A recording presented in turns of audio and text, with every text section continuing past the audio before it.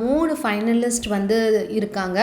And இந்த வாரம் 4th finalist யார் அப்படின்ற ஒரு ரவுண்டு. அதுக்கப்புறம் நம்ம மோகன், அதாவது 80s கலக்கின கனவு நாயகன், வெள்ளி விழா நாயகன் மைக் மோகன், இப்படி பல பெயர்களால் அழைக்கப்பட்ட மோகன் அவர்கள் வந்திருக்கார். இத்தனை வருஷங்கள் எங்கே போயிருந்தார் அப்படின்றது ஒரு பெரிய கொஷின் மார்க் தான். ஆனால் 80s அவருடைய சாங்ஸ் ஆகட்டும், அவருடைய படங்களுக்கு அவ்வளோ வரவேற்பு இருந்துச்சு.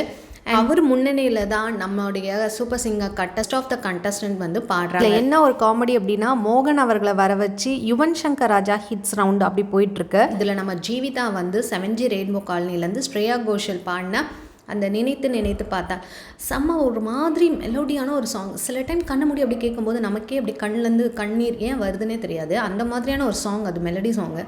அது வந்து நம்ம ஜீவிதா அப்படியே ஆப்டாக பாடுறாங்க. ஆக்சுவலாக பார்த்திங்கன்னா ஜீவிதா வந்து மெலடி குவீன்னே சொல்லலாம். ஏன்னா அவங்க எந்த சாங்ஸ் எடுத்தாலும் சூப்பர் ஹிட் ஆகிடும். கண்டிப்பாக அவங்க வந்து வேறு லெவலில் பாடிடுவாங்க. மற்ற ஜேர்னலில் அவங்களுக்கு வர மாட்டேங்குது. ஸோ மெலடி குவீன்னே அழைக்கலாம் அவங்கள. அதை மோகன் அவர்கள் கேட்டுட்டு உண்மையாலுமே இந்த 4th ஃபைனலிஸ்ட் ஆகிற அந்த சீட் உங்களுக்கு டிசர்வாக தான் இருக்கும். நான் இங்கேருந்து ஆடியன்ஸாக சொல்கிறேன், எனக்கு ரொம்ப பிடிச்சிருக்கு அப்படின்ற மாதிரி அவர் சொல்கிறாரு. இதை விட வேறு என்ன வேணும் அப்படின்ற மாதிரி தான் இருக்குது. இதை விட இன்னொரு சர்ப்ரைஸ் என்னென்னா, ஷான் ரோல்டன் அவர்கள் ஜீவிதாட்ட என்ன சொல்கிறாங்க, இந்த வருஷத்துக்குள்ளே நீங்கள் என்கிட்ட ஒரு சாங் பாடணும் அப்படின்ற மாதிரி, அது ரொம்ப ஹிட் ஆகுன்ற நம்பிக்கை எனக்கு இருக்குது அப்படின்னும் போது வேறு என்ன, பெரிய ஹாப்பி தான் ஜீவிதா. இன்னும் ஓரிரு வாரங்களில் பார்த்திங்கன்னா ஃபினாலே நடக்க போகுது. இதில் டாப் 5 கண்டஸ்டண்ட்டாக டாப் 6ஆன்னு தெரில. பட் லைவில் வந்து மக்கள் ஓட்டு அடிப்படையில் வந்து அந்த டைட்டில் வின்னரை தேர்ந்தெடுப்பாங்க. அது மட்டும் கன்ஃபார்ம் ஆகிடுச்சு. ஏன்னா லாஸ்ட் டே ஷூட்டிங் சொல்லிட்டு நேற்று ஷூட்டிங் சம்திங் நடந்திருக்கு, செலிப்ரேஷன் ரவுண்ட் அந்த மாதிரி நடந்திருக்கு போல இருக்குது. அண்ட் நம்மளுடைய டாப் 3 ஃபைனலிஸ்டான விக்னேஷ், ஜான், அதுக்கப்புறம் வைஷ்ணவி, இவங்க எல்லாம் சேர்ந்து மோகனுக்கு வந்து சாங் பாடுறாங்க.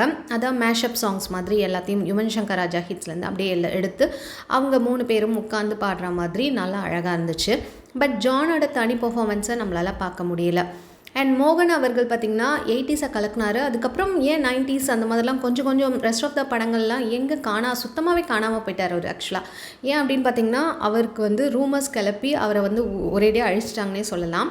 என்னென்னு பார்த்திங்கன்னா, அவருக்கு எய்ட்ஸ் அப்படின்னு சொல்லிட்டு ஒரு நடிகை வந்து பரப்பிட்டாங்க. ஏன் அப்படின்னா, அவரை வந்து கல்யாணம் பண்ணிக்க நிறைய பேர் ஆசைப்பட்டிருக்காங்க நடிகைகள். பட் இவர் வேணான்னு ஒதுக்கியிருக்காரு.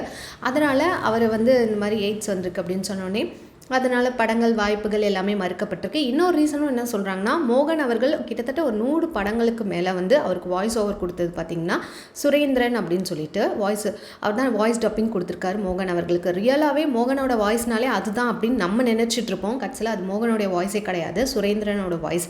அப்புறம் ஒரு கட்டத்துக்கு மேலே மோகன் முடிவு பண்ணது என்னென்னா, நமக்கு ஏன் வாய்ஸ் டப்பிங் இப்படி கொடுக்கணும், என் வாய்ஸ்லேயே நான் பண்ணுறேன் அப்படின்னு சொல்லும்போது அங்கே கிளாஷ் ஆரம்பிச்சுது. அவருக்கு அது ஒத்து வரல. ஸோ இந்த மாதிரி கிளாஷஸ்னால அவர் ஒரேடியாக வந்து அப்படியே அமுக்கப்பட்டார் சினி ஃபீல்டில்.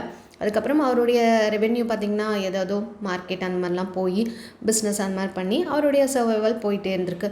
இப்போ மறுபடியும் விஜய் டிவியில் ரீஎன்ட்ரி ஆன பிறகு தான் மோகன் மறுபடியும் நமக்கு நினைவு கொண்டு வந்திருக்காங்க. பட் அவருடைய சாங்ஸ் இன்னமும் பேசப்படுற ஒரு சாங்ஸாக தான் இருக்கும். மறக்க முடியாத சில படங்கள் இருக்கும்ல, அதில் பார்த்திங்கன்னா கோபுரங்கள் சாய்வதில்லையில் ராதாவும் சுஹாசினியும் நடிச்சிருப்பாங்க. சுஹாசினி வந்து அருக்காணி வேஷத்தில், அது சூப்பராக இருக்கும். ரொம்ப இன்னசென்ட்டாக ஒரு மாதிரி கிராமத்து பொண்ணு மாதிரி முடியை மடித்து கட்டி கருப்பாக இருப்பாங்க. அதுக்கப்புறம் பியூட்டி பார்லர் போய் அவங்கள அழகுப்படுத்துவாங்க ராதா. அந்த மாதிரி ஒரு கெட்டப்பில் நம்மளுடைய குட்டி அக்ஷராலக்ஷ்மி வந்து அருக்காணி வேஷத்தில் வராங்க. அண்ட் அவங்க மோகனை ரொம்பவே இம்ப்ரெஸ் பண்ணுறாங்க. அருக்காணி ஐ லவ் யூ அப்படின்னு சொல்லிட்டு அவர் சொல்லும் போது ரொம்பவே ஸ்மார்ட்டாக இருக்கார். அண்ட் இவருக்கு இப்போது 67 வயசு அப்படின்னு சொன்னால் நம்பவே முடியல கண்டிப்பாக.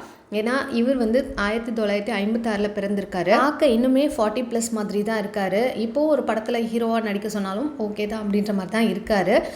ஸோ இந்த வாரம் செம்ம சூப்பராக போக போகுதுல எந்த வித டவுட்டுமே கிடையாது. பட் அந்த 4th ஃபைனலிஸ்ட் யார் தான்ப்பா அப்படின்ற மாதிரி இருக்குது கொஸ்டின் மார்க். ஏன்னா ஸ்ரீநிதி இருக்காங்க, 2 ஸ்ரீநிதி இருக்காங்க.